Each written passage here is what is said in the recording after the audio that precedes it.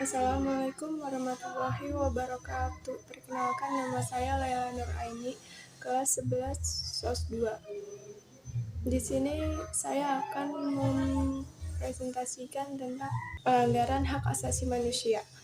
Pelanggaran hak asasi manusia adalah setiap perbuatan seseorang atau kelompok termasuk negara, baik disengaja maupun tidak disengaja, atau kelainan membatasi dan atau mencabut hak asasi manusia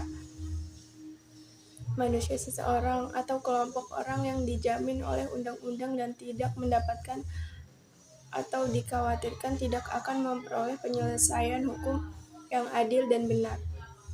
Berdasarkan mekanisme hukum yang berlaku, secara sederhana, hak asasi manusia adalah sesuatu yang seharusnya dilindungi, dijaga, dan dijunjung tinggi oleh setiap manusia dengan negara sebagai penjaminnya. Jika hak asasi manusia seseorang tidak dijaga, dilindungi, dihormati, bahkan sampai dicabut atau diabaikan, maka artinya sudah terjadi pelanggaran hak asasi manusia. Jenis-jenis pelanggaran hak asasi manusia. Berdasarkan sifatnya, pelanggaran hak asasi manusia dapat dibedakan menjadi dua, yaitu pelanggaran hak asasi manusia biasa, yaitu adalah kasus pelanggaran hak asasi manusia yang ringan dan tidak sampai mengancam keselamatan jiwa orang, namun ini tetap saja termasuk dalam kategori berbahaya apabila terjadi dalam jangka waktu yang lama. Beberapa contoh pelanggaran HAM ringan adalah pencemaran lingkungan secara sengaja, penggunaan bahan berbahaya pada makanan yang disengaja, dan lain-lain. Selanjutnya ada pelanggaran HAM berat.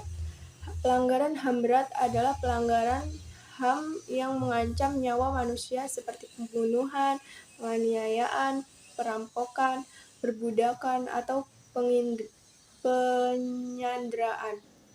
Menurut Undang-Undang Republik Indonesia Nomor 26 Tahun 2000 tentang Pengadilan Hak Asasi Manusia, pelanggaran HAM berat dapat diklasifikasikan menjadi dua, yaitu kejahatan genosida, yaitu setiap perbuatan yang dilakukan dengan maksud menghancurkan atau memusnahkan seluruh atau sebagai kelompok bangsa, ras, kelompok etnis, dan kelompok agama. Yang kedua itu ada kejahatan kemanusiaan, yaitu perbuatan yang dilakukan sebagai bagian dari serangan yang meluas atau sistematik. Serangan ini juga ditujukan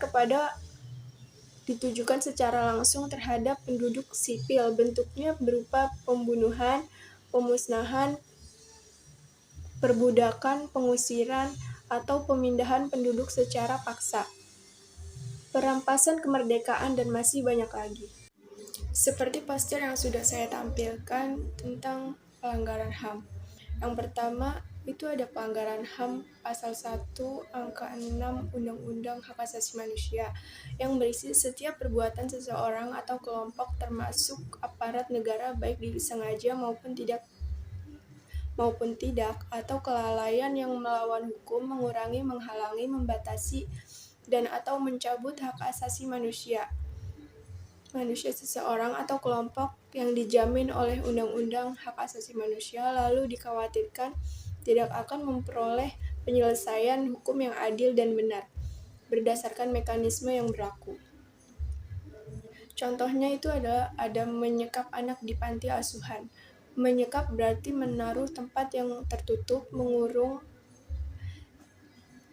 di kamar, dan sebagainya. Pasal 52 Undang-Undang Hak Asasi Manusia. Hak anak adalah hak asasi manusia, dan untuk kepentingan hak anak itu diakui dan dilindungi oleh hukum, bahkan sejak dalam kandungan. Yang kedua, ada penelantaran orang sakit yang tidak memiliki biaya. Pasal 28A Undang-Undang Dasar 1945, Pasal 9 Ayat 1 Undang-Undang HAM. Setiap orang berhak untuk hidup serta berhak mempertahankan kehidupannya. Membuang atau menelantarkan orang sakit yang butuh pertolongan adalah pelanggaran HAM. Dalam hal penyakit, orang tersebut adalah penyakit yang jika tidak ditolong dapat menyebabkan meninggal dunia. Maka hal ini juga merupakan bentuk pelanggaran hak asasi manusia untuk hidup seseorang. Yang kedua ada penyekapan pekerja rumah tangga. Setiap orang pada dasarnya berhak untuk bekerja serta mendapat imbalan dan perlakuan yang adil dan layak dalam hubungan kerja. Pasal 28D Undang-Undang Dasar 1945 penyekapan terhadap pekerja rumah tangga bukan perlakuan yang layak untuk dilakukan. Yang ketiga ada intoleran dalam beragama. Pasal 29 ayat 2 Undang-Undang 1945. Negara juga menjamin kemerdekaan tiap-tiap penduduk untuk memeluk agamanya masing-masing dan untuk beribadat menurut agamanya dan kepercayaannya itu. Yang terakhir ada main hakim sendiri. Pasal 1 ayat 3 Undang-Undang Hak Asasi Manusia. Perbuatan menghakimi pencuri merupakan tindakan yang mencerminkan sikap tidak menjunjung hukum. Nah, itulah kasus-kasus pelanggaran HAM yang saya sampaikan.